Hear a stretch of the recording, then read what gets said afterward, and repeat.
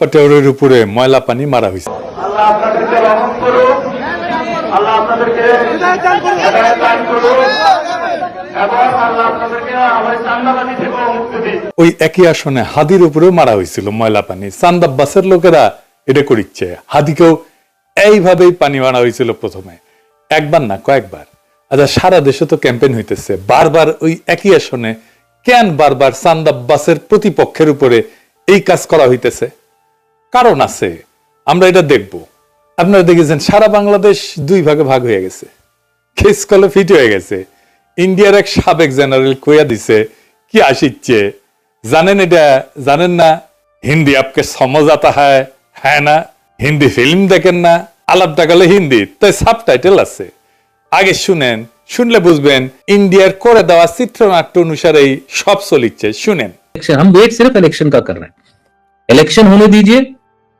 तारिक क्या नाम है उनका, जो बीएनपी के जो अभी तारिक रहमान जो है प्रेसिडेंट है, आफ्टर हिज मदर एक्सपायर्ड, उनके जाने के बाद उन्होंने बोला है, एक नया नारा दे दिया। देखिए, आते ही नारा भी बदल गया, न रावलपिंडी न हिंदुस्तान, केवल बांग्लादेश। ये पहली सीढ़ी है, कुछ दिन के बाद हो जाएगा रावलपिंडी गई भाड़ में, हमारे साथ हिंदुस्तान। तो ये जो टेक्निक चल रही है, अब हमको इंश्योर ये करना है कि बांग्लादेश को हमको रखना है, बांग्लादेश हमको बिखेरना नहीं है। इसका कारण क्या है? जितने घुसपैठिए हमारे पास आए हैं, इनको कहीं ना कहीं तो भेजना पड़ेगा ना भाई। শুনিছেন তারেক রহমান কইছে পিন্ডি না দিল্লি না, সবার আগে বাংলাদেশ, এরপরে পিন্ডি বাদ দিয়ে দিল্লির দিকে যাবি, তাই কইছে না? এটাই হইতেছে প্ল্যান। তারেক রহমানের উপরে কি আস্থা ইন্ডিয়ানদের দেখেছেন? হাসিনার উপরে গেলে এত আস্থা ছিল না ইন্ডিয়ার। আসলে তো বিএনপির উপরে আস্থা থাকারই কথা। এই বিএনপি তো ইন্ডিয়াতে থাকা হাসিনা ফিরে আনিছিল। এই বিএনপি তো 15 আগস্টের বিপ্লবীদের দেশ ছাড়া করেছিল। এই বিএনপি আরামসে তাদেরকে হাসিনার হাতে তুলে দিছে যেন ফাঁসি দিবার পারে। এই বিএনপি হাসিনার দুঃশাসনকে দীর্ঘায়িত করছে। ঈদের পরে আন্দোলন, ঈদের পরে আন্দোলন বইলা বইলা পুরা জাতির জীবন থেকে 16টা বছর কেড়ে নিছে এই বিএনপি। ভরসা করেছিল বিএনপির উপরে। এই বিএনপি 2013 সালের 5ই মে খালেদা জিয়াকে সরাই নিয়ে গেছে মাঠ থেকে, আর মাদ্রাসা ছাত্রদের হাসিনার গুলির মুখে ফেলাই দিছে। তাছাড়া 2013 সালে হাসিনা জয় বাংলা হয়ে যায়। এই বিএনপি তার দুঃশাসন দিয়া 111 এর রাস্তা খুলে দিছে। ইন্ডিয়ার হাতে যে বাংলাদেশ তুলে দেওয়া হয়েছে, 111 হয়েছে, এ করিছে কে? বিএনপির করে দেওয়া জেনারেল মইনুল আহমেদ। অনেকজনকে টপকায় মইনুলকে করছে। এই বিএনপির মধ্যে আছে রয়্যাল লোক, আমার কথা না, বিএনপির শীর্ষ নেতা আলতাফ চৌধুরী বলে গেছে। শোনেন আর একবার। বিএনপির কিছু লোক আছে যারা নন আননোন না, নতুন না, পুরানা, নন রয়্যাল এজেন্ট। শুনেছেন? ইন্ডিয়ার পছন্দ তো বিএনপি। সুবীর ভৌমিকের কাছে আবার শুনেন, বারবার শোনা ভালো। ভারত বাংলাদেশে কোন সরকার চাইবে? খুব সোজা উত্তর আমি তোমায় দিয়ে দিচ্ছি। Awami League is not in election, next best option is BNP, obviously not Jamaat. তারা অলরেডি 50 লাখ লোক নিয়ে জিহাদ টেয়াদের হুমকি দিচ্ছে। ফলে জামাত অবভিয়াসলি ইন্ডিয়া চাইবে না। অত অনেক কথা, ডিপ্লোম্যাটিক কথা বলে তো লাভ। কানেকশনটা হচ্ছে 71।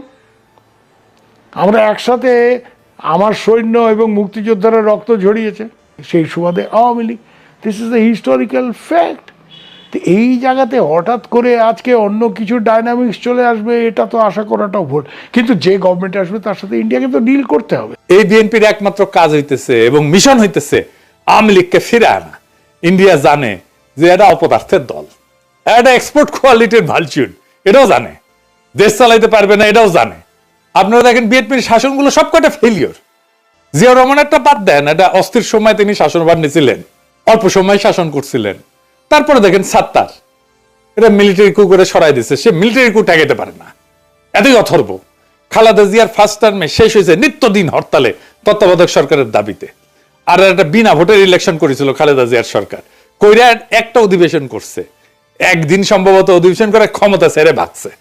সেকেন্ড টার্ম 68 জেলায় বোমা হামলা হয়েছে, গ্রেনেড হামলা হয়েছে। সেই গ্রেনেড হামলা একটা সুষ্ঠু তদন্ত পর্যন্ত করতে পারে না বিএনপি সরকার। বাংলা ভাইয়ের উত্থান হয়েছিল, সে মানুষের ধরে ধরে পিটাইতো, আর ওই মানুষ যে আর্তনাদ করতো সেটা মাইকে শুনাইতো। জানেন কি বিভৎস! আর শাসন শেষ হয়েছে 111 আর লগিব ওইটার তাণ্ডব দিয়া ঠেকাইতে পারেনি বিএনপি তখন ক্ষমতায়। তারেক রহমান কইতেছে স্থিতিশীলতা আনবে। এডিটর সাহেব আর হাসবুন না, ঘোড়া হাসবি এখন।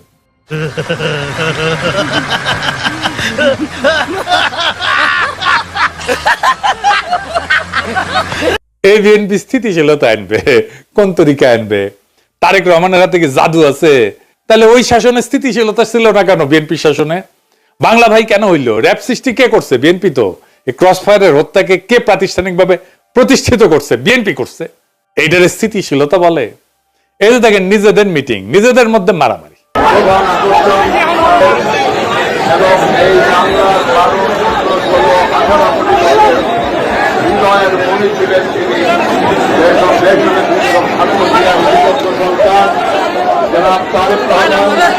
দেখেছেন? দেখেন তারেক রহমানের উপস্থিতিতে মারামারি।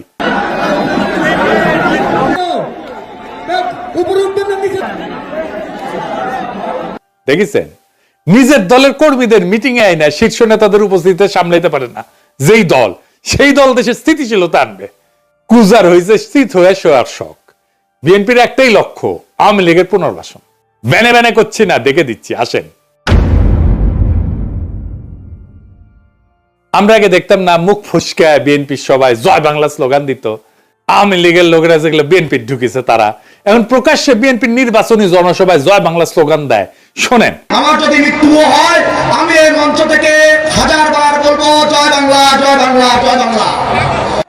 আমরা কি বাংলাদেশের জয় চাই না? তাহলে জয় বাংলার সমস্যা কি? জয় বাংলা কি কারো ব্যক্তিগত কোনো ধরনের স্লোগান? জয় বাংলা সবার। যখন বাংলাদেশে ক্রিকেট খেলা হয় আমরা কি বাংলাদেশের জয় চাই না?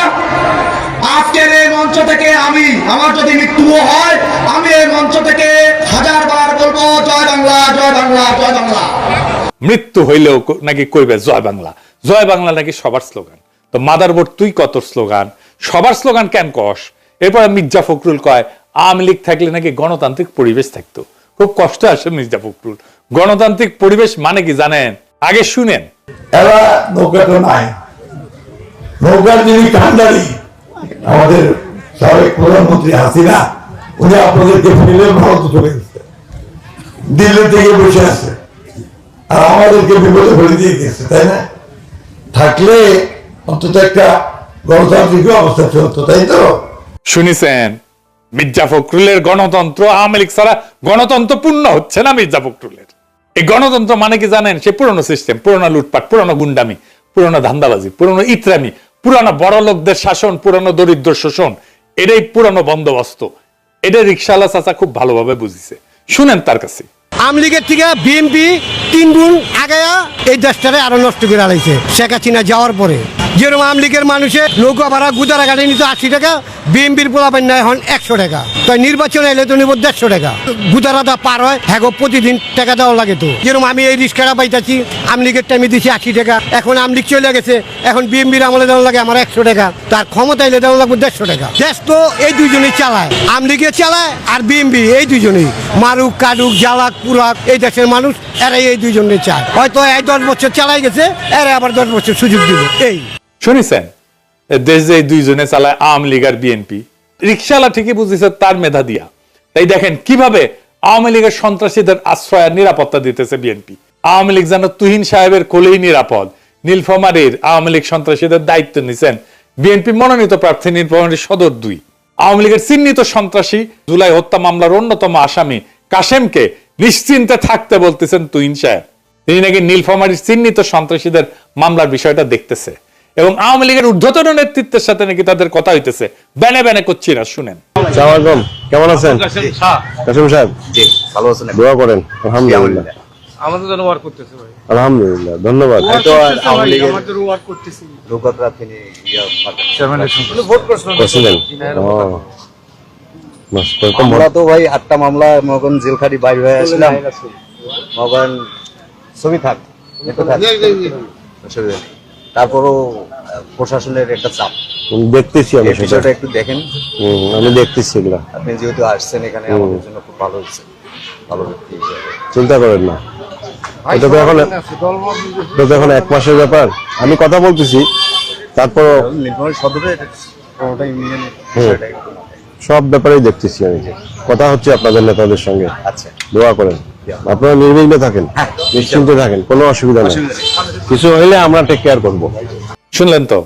তারপরে বিএনপির নেতা ওই যে আসাদ আসিফ নজরুল তারে অ্যাটর্নি জেনারেল বানিয়েছিল, সে কি কয় দেখেন কেমনে সে আওয়ামী লীগকে বাঁচাইছে, নিজের মুখে করছে শুনেন। এই আওয়ামী লীগকে যখন 24-এর পরে, আগস্টের পরে নিষিদ্ধ ঘোষণা করার জন্য জামাত ইসলামের পক্ষ থেকে রিট পিটিশন দায়ের করেছিলেন, তো আওয়ামী লীগকে সারা জীবনের জন্য হাইকোর্ট যাতে নিষিদ্ধ করে। আমি অ্যাটর্নি জেনারেল ছিলাম, আমি দাঁড়িয়ে বলেছিলাম যে যে পিটিশন নিয়েছেন, যারা পিটিশন নিয়ে এসছেন তাদের অধিকার নাই একটা আদর্শকে হত্যা করা। আওয়ামী লীগে যেমন খুনি আছে, আওয়ামী লীগে অনেক আদর্শিক সৈনিকও আছে। সেদিন আমি সেটা আওয়ামী লীগের রেজিস্ট্রেশন বাতিল করার জন্য হাইকোর্টে বাধা দিয়েছিলাম। শুনেছেন তো? এখন কইতে পারেন তো বিএনপি তো ভালোই করবি, নির্বাচনে এত লোক আসছে তারেক রহমানের জনসভায়। এই প্রসঙ্গে আব্দুল্লাহ আবু সাইদের একটা ইন্টারেস্টিং গল্প বলি, শোনেন, মজা পাবেন। আব্দুল্লাহ আবু সাইদ করছে যে গুলিস্তানে সেই 70-এর দশকে সবাই দেখে যে ঝাঁপে পড়িচ্ছে অনেক মানুষ একটা কিছুর উপরে, ঝাঁপে পড়িচ্ছে অনেক মানুষ। কিসের উপরে ঝাঁপে পড়িচ্ছে কেউ বুঝতে পারছে না, কিন্তু কিছুর উপরে ঝাঁপে পড়িচ্ছে। উনিও গেলেন, জিগাইতেছেন ভিতরে কি, কিসের উপরে ঝাঁপে পড়িচ্ছে মানুষ। তো পাবলিকে কয় গাড়ির মধ্যে সাবানা, মানে সাবানা গাড়ির মধ্যে দিয়ে যাচ্ছিল, কেউ দেখিছে সাবানাক যে ঝাঁপে পড়িছে, গাড়ি ধরিছে ঝাঁপে পড়িছে, গাড়ির মধ্যে সাবানাক দেখবি। তো পরে পুলিশ দেখে সাবানাকে উদ্ধার করা লাগিছে। আপনি ইলিয়াসকে নিয়ে যান বাংলাদেশ, এরকম গাড়ি দেন, লোক বল দেন, বাজেট দেন, মিডিয়ার কাভারেজ দেন, দেখেন ইলিয়াসকে দেখতে আসবে এইভাবেই লোকেরা। এটা হয় গাড়ির মধ্যে তারেক রহমানকে এভাবে দেখতে আসছে, গাড়ির মধ্যে যেমন সাবানাক দেখতে আসছিল। মানুষ ফার্স্ট অ্যাপিয়ারেন্সে বড় দলের নেতাকে এইভাবে দেখতে আসে। হাসিনাকেও এভাবে দেখতে আসতো। হাসিনা যেটি যেত জনারণ্য হয়ে যেত, সেটি মুরব্বীদের জিজ্ঞেস করে দেখেন। তার মানে এই না হাসিনা জিততো ইলেকশনে, তার মানে এই না হাসিনা প্রচুর জনপ্রিয়। 2013-তে ইমরান খান ইলেকশন করিচ্ছে, সে একইভাবে ভেঙ্গা পড়তো জনগণ। আল জাজিরা করছে, ইংরেজিত করছে, ঠিকই কইছে, ইংরেজি যেহেতু কইছে তাই না, তো বাংলা করে কই জনসমর্থনের এক জোয়ারচ্ছ্বাস, ধারাবাহিক জনসভা, একের পর এক প্রকাশ্য উপস্থিতি এবং তরুণ ভোটারদের মধ্যে তৈরি হওয়া গতি, এসব ভাষায় তার প্রচারণা ঘিরে ব্যাপক জন উৎসাহের ইঙ্গিত দেয়। টাইম ম্যাগাজিন করছে রক গানের অনুষ্ঠানের মতো হইতেছে জনসভা, মানে রক স্টার ইমরান খান। ইলেকশনে ইমরান খান মেল্লো ডাব্বা। এই একই ইমরান খান ফেনোমেনন হবে গাড়ির মধ্যে তারেক রহমানের, গাড়ির মধ্যে সাবানার মতো। বুঝেছাও? অনেক সময় মানুষ দেখতে আসে, শুনতে আসে, ভোট দিতে আসে না। তারেক রহমানের ভোট না, এগুলা দেখবার আসিচ্ছে গাড়ির মধ্যে সাবানার মতো। যে প্ল্যান করিছে সবই তো দেখেছেন, আরো দেখামো ওই সমস্ত প্ল্যান নাকি বাস্তবায়ন করতে হইলে তারেক রহমানের দরকার মানুষের নিরাপত্তা আর দুর্নীতি কমানো। আবার দেখেন নিজেদের দলের লোকেরা নিজেদের দলের উপরে কেমনে ঝাঁপে পড়ে। কুমিল্লা 4 আসনের মঞ্জুরুল হাসান মুন্সির ছেলে রিজভি কেমনে প্রতিপক্ষকে ফাঁসাইতে কইতেছে, শোনেন, কোপাইতে হবে, শুনেন। আইনি সহযোগিতা, আর্মিতে, পুলিশে মামলা করো, খালি এমনি এমনি মামলা করলে ওরা 326 লাগবে। 326 যদি তোমার না করতে পারো, একটা হিরিঞ্চি লও, আর 1000 টাকা দাও, আর হাতে কোপ দাও, 8-10টা সিলি দাও, 326 করা, রিমন সিমন মতিন বাল ফাল যা আছে সব গুলাকে ধরে লাগবে। এইটা করো, কিন্তু 326 মিনিমাম আর ওভার, নাহলে কিন্তু মামলা করার লাভ নাই। চট্টগ্রামের রাউজানে বিএনপি কর্মী বাড়ি থেকে বিপুল পরিমাণে অস্ত্র উদ্ধার, দেখেন। চট্টগ্রামে এক বিএনপি কর্মীর বাড়িতে গভীর রাতে অভিযান পরিচালনা করে বিপুল পরিমাণে দেশি বিদেশি অস্ত্র, গোলাবারুদ ও মাদক উদ্ধার করেছে র‍্যাব-7। এই সময় ওই বিএনপি কর্মী সহ 2 জনকে গ্রেফতার করা হয়। ওরা যে ভোটে কারচুপি করবি ওটা কিন্তু ঠিক হয়ে আছে। এই যে শরীফ বিএনপি প্রার্থী, ওর আপন খালাতো ভাই, ওর নাম বোধহয় অল্টু, জনগণকে উদ্দেশ্য করে কইছে যে এমপি তো আমরা হবই, আপনারা কেউ ভোট না দিলেও আমরা এমপি হব। শুনেন, এমপি তো আমরা হবই, আপনারা কেউ ভোট না করলাম। ওই আবার আলমডাঙ্গা এই উপজেলা বিএনপির নাকি বর্তমান সাধারণ সম্পাদক। তার মানে ভোটের দিন কি করবি আগে জানিয়ে দিল। দেখিস এইগুলো হচ্ছে plan, I have a plan. এই প্ল্যান দেখিচ্ছেন, দেখেন ঝালকাঠির দোয়া মাহফিল করিচ্ছে বিএনপি নিজেদের মধ্যে, সেটিও দুই দল হইলে বাড়াবাড়ি করিচ্ছে। দেখেন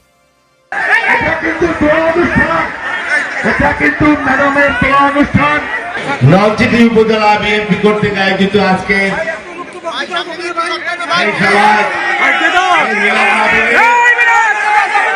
এই দল আনবি স্থিতিশীলতা, কয় কেমনে লজ্জা করে না এদের। আর বিএনপির 59% প্রার্থী ঋণখেলাপি, মানে ব্যাংকের টাকা মেরে খাইছে, লুটপাট করেছে। উই জিতবি আর পাবলিক কি গান গাবি, তবু হে বিজয়ী বীর তারেক সেনা, তোমাদের ব্যাংক ঋণ কোনদিন শোধ হবে না, না না না শোধ হবে না। তুই ব্যাংকের ঋণ শোধ করবে পারিস না, তো দেশ সেবার কাজ হয় কে?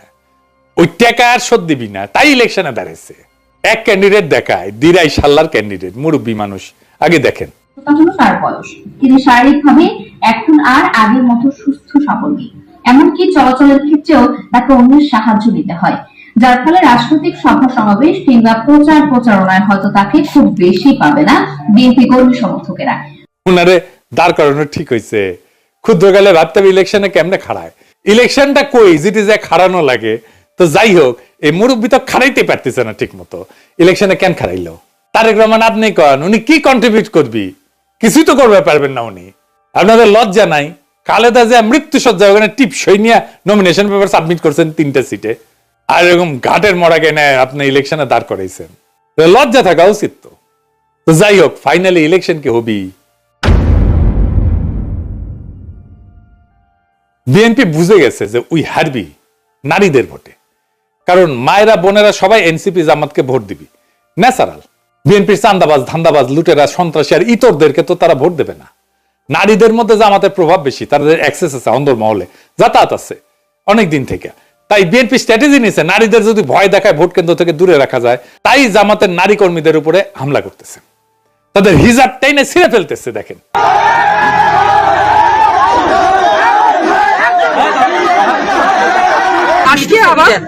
আজকে আবার ওই যে ওই মহিলা আমাদের কর্মী ঢোকার কারণে ওনারা এক পর্যায়ে বোরখা খুলি নেন, আবার হিজাব খুলে এসে দেখলাম যে হিজাব খোলা বা হিজাব কার মুখে আছে মূলত এই ঘটনা থেকে শুরু হয়ে এখানে 2-3টা মোটরসাইকেল ভাঙচুর হলো, আবার বাড়ির ভিতরে কিছু ইট পাটকেল মারলো, বাড়ির ভিতরেও দেখলাম 2টা মোটরসাইকেল। শুধু তাই না, তার আগে ঘোষণা দিছে জামাতের নারী কর্মীদের সায়া নাকি খুলে নিবে। কথা বলে ছোট কোরআন শরীফ মাথায় দিয়ে যদি আমাদের মেয়েদেরকে শপথ করতে চাই, আমি বলতে চাচ্ছি আমার বিএনপির নেতৃবৃন্দ ওই জামাতের মেয়েদের ছায়া খুঁজে নেবে বলে দিলাম। যদি আবার আপনারা গ্রামে লাগান, সি সি সি সি সি তারেক রহমান সি, এই সমস্ত ইতরদের নেতা আপনি, ইতরদের গডফাদার আপনি। এই ইতরদের দেশ চালাইতে দেবেন আপনারা? এই ইতরদের আপনি ক্ষমতায়িত করবেন নাকি দেশ থেকে বিতাড়িত করবেন পাছায় লাথি দিয়া হাসিনার মতো? এদের 12ই ফেব্রুয়ারিতে ব্যালটে জবাব দিবেন। এদের বিতাড়িত করতে হবে বাংলাদেশ থেকে। যা ঐক্য কর, গণতন্ত্র কর আওয়ামী লীগের সাথে ইন্ডিয়ায় গিয়া। ওরা গেছে ভাগিছে, তোরাও ভাগবু। মির্জা ফখরুল কলেজ স্ট্রিটে বই কিনবি আর কাউয়ার সাথে কফি হাউসে বসে কফি খাবি। এইটা সাহেব কাউয়ার সাউন্ড দেন, আরো জোরে, আরো জোরে দেন, আরো জোরে। ডাবল কাউয়া, মির্জা এক কাউয়া আর কাদের এক কাউয়া। প্রচুর গণতন্ত্র হবি তখন। তবে ইন্ডিয়া তার প্ল্যান কলে ফাইনাল করে ফেলেছে, কেমনে সে খেলবি জানেন? এটা আসেন, এটা নিয়ে আলাপ করি। আপনারা জানেন যে সে ইন্ডিয়া বাংলাদেশে তাদের দূতাবাসের কর্মকর্তাদের পরিবারদেরকে সরায় নিয়ে গেছে, আর তাদের বাংলাদেশ দূতাবাসকে নন ফ্যামিলি পোস্টিং হিসেবে ঘোষণা করেছে। মানে এখানে ফ্যামিলি থাকবি না, শুধু কর্মকর্তা থাকবি। মানে যেই জায়গায় যুদ্ধ হয়, রাষ্ট্র দুর্বল, নিরাপত্তা দুর্বল, রাষ্ট্র ভেঙে পড়তেছে, সেই দেশের দূতাবাসগুলোকে নন ফ্যামিলি পোস্টিং হিসেবে ঘোষণা করে দূতাবাসগুলো। ইন্ডিয়া ইলেকশনের জন্য পাগলা হয়ে গেছিল, এই জন্যে তার প্ল্যান এটাই ছিল বিএনপি ক্ষমতায় আসুক, তারপরে বাংলাদেশের বিরুদ্ধে অর্থনৈতিক আর কূটনৈতিক যুদ্ধ শুরু করবে। সেই জন্যই সে দূতাবাস খালি করে ফেলছে। বিএনপি ক্ষমতায় থাকলে এই যুদ্ধ শুরু করলে বিএনপি কোলাপস করবে আর আপা চট করে ঢুকে যাবে বাংলাদেশের মধ্যে। এই পরিকল্পনা ভেস্তে দিতে হবে। ইন্ডিয়ার চাপ যারা সহ্য করতে পারবে তাদেরকে ভোট দেবেন আগামী 12ই ফেব্রুয়ারিতে। যারা বাংলাদেশকে দৃঢ়ভাবে শির দ্বারা উঁচু করে আগায় নিতে পারবে তাদেরকে ভোট দেবেন। যেই জোট ইনসাফের কাফেলা নিয়ে আমাদের আজাদির দোরগোড়ায় পৌঁছে দেওয়ার হিম্মত রাখে তাদের ভোট দেবেন। এই এপিসোড শেষ করব একটা ভিডিও ক্লিপ দিয়া, এক ব্যবসায়ীর উপরে বিএনপির অত্যাচারের কথা। তার মুখেই শোনেন আর ভাবেন কোন আপদ, কোন জালেম ক্ষমতা আসতে চায়। আমরা কুত্তা তাড়াইতে গিয়া ন্যাকড়াকে যেন না নিয়ে আসি, খেয়াল রাখবেন। মনে রাখবেন, বাংলাদেশের স্থিতিশীলতার শত্রু তিনটা জিনিস, বিএনপি, আওয়ামী লীগ আর ইন্ডিয়া। তিনটেই এখন একসাথে, আমাদের তিনটেকেই পরাজিত করতে হবে।